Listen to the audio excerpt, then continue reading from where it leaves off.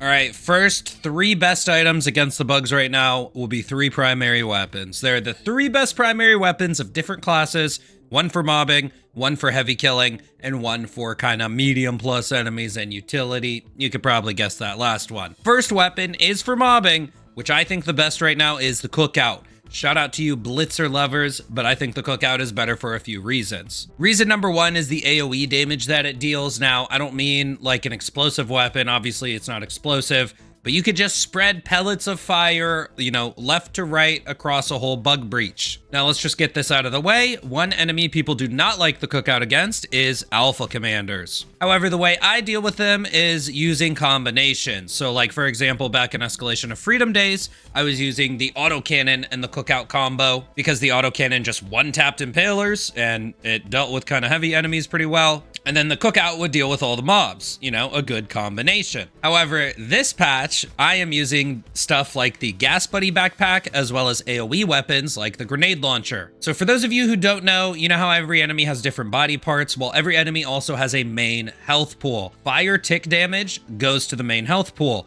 So does gas tick damage, and so do AoE or splash, kind of like the grenade launcher. So for example, I'll light an Alpha Commander on fire, my Gas Buddy will gas it up, I'll shoot one grenade launcher shot at it, or like for example, I'll light up an Alpha Commander, it'll burn for 3 seconds, then I'll light it up again.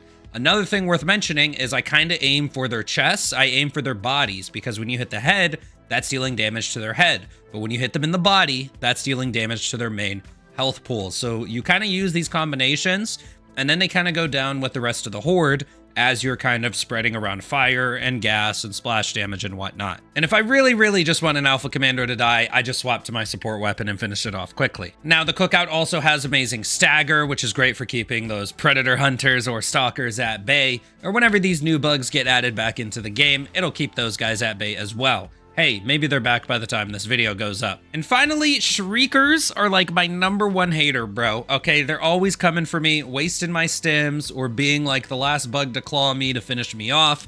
And the Cookout does really well against Shriekers from long distances. Where with the Blitzer, you have to wait for them to fly in to zap them. Now, no shade at the Blitzer. I do like using it a lot. It is actually quite fun.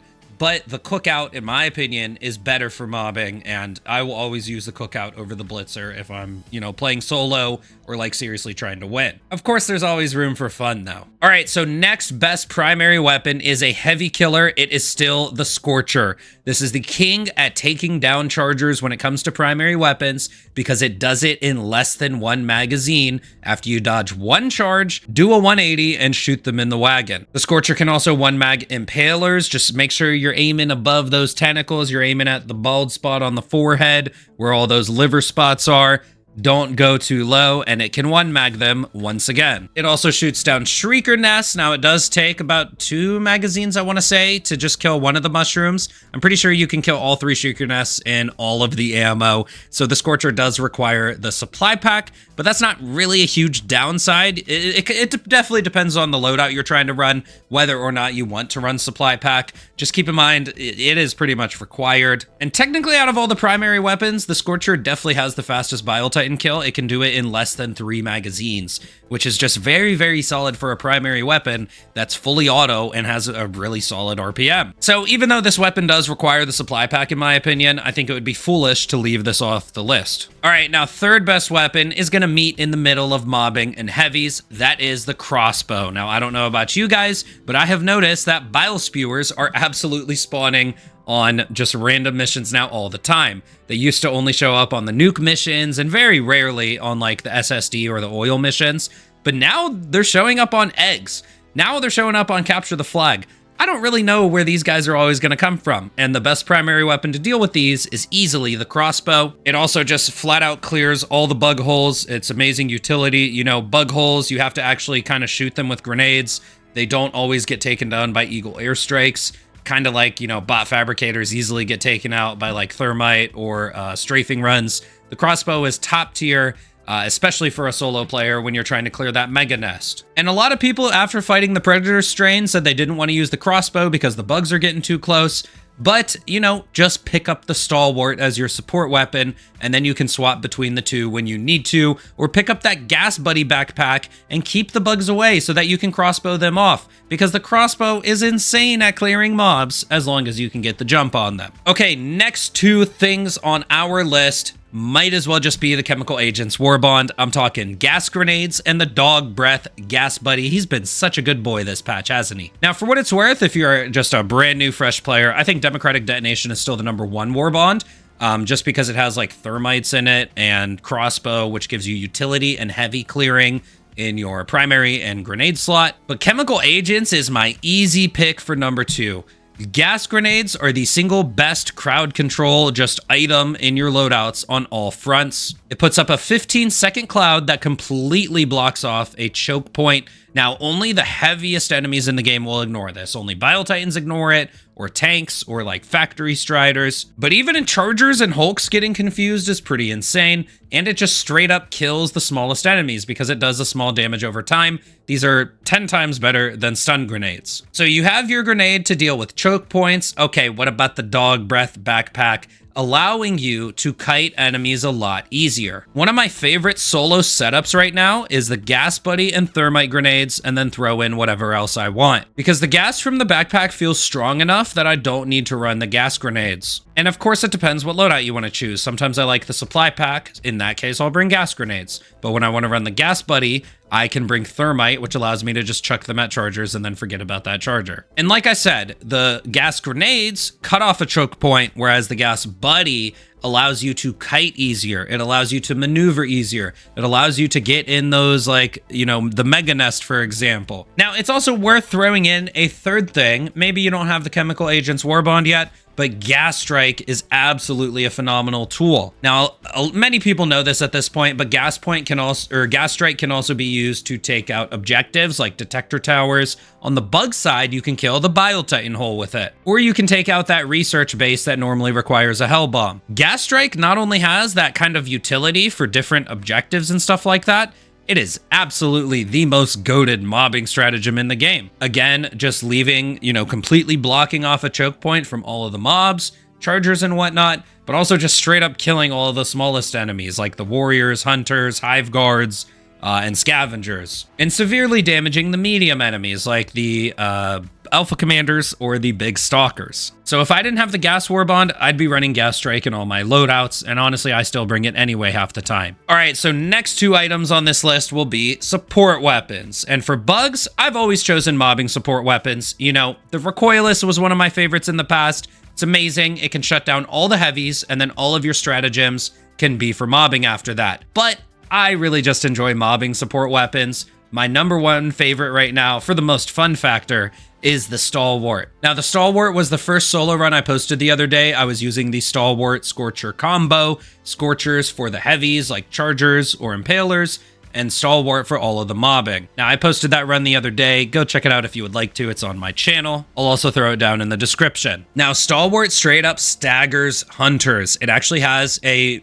meaningful stagger value where if a hunter is jumping through the air at you, shoot it with your Stalwart. No need to dodge. It'll fall to the floor, or actually it'll just straight up die because you're going to get like 10 bullets through it in a matter of a split second. And speaking of a bunch of damage in split seconds, it has insane DPS, which allows you to take out those big stalkers, as well as, you know, alpha commanders or other medium enemies like that, and just so many bullets that you can take down all the mobs as well. Now, recently, I've been wanting to try out a Stalwart loadout with a crossbow for bug holes, the Gas Buddy backpack, and then that way I can bring thermites for chargers and chuck them, forget about them, instead of gas grenades. All right, so second support weapon on this list, another mobbing one, and this is my OG favorite. I have been enjoying the Stalwart a little more just because it's more fun, but I think that the grenade launcher is even stronger. Probably one of the best mobbing stratagems for the bugs in the game right now. Now, I've been running this solo without the supply backpack. I think one of the strongest solo loadouts right now is just Cookout, Gas Buddy, Grenade Launcher, and Thermite. This combo feels ridiculously clean. Now, in squads, you probably do need the supply pack because, you know, in solo, you get the whole resupply to yourself. But again, in this solo loadout, the grenade launcher felt amazing without it. I am just a bit more kind of sparing with my nades. I mainly use the cookout and the gas buddy for most of my damage. When I see a medium enemy, I try to set them on fire, gas them up, and then usually they will die to one grenade after that. And then I'm also just bringing it for the added utility. Again, taking out mega nests, heavy nests, all sorts of stuff like that. I can mag dump it when I see a shrieker nest. It is just super clutch for taking them out quickly. And then in general, if I plop a resupply next to me, then I can just mag dump it at the oncoming horde from a bug breach. All right, so those are the two best support weapons, or at least my two best right now. However, the next item on this list we must talk about is armor and the new armor rating on the new bugs. And flat out, I have already moved on to medium and heavy armors. I do not wear light armor anymore. And I did this last patch before the Predator strain showed up. However, one of the new hunters can straight up sneak up on you and one-shot you in light armor. Yeah, bro, you can't wear light armor. Bro, honestly, I think the hunters do a little too much damage.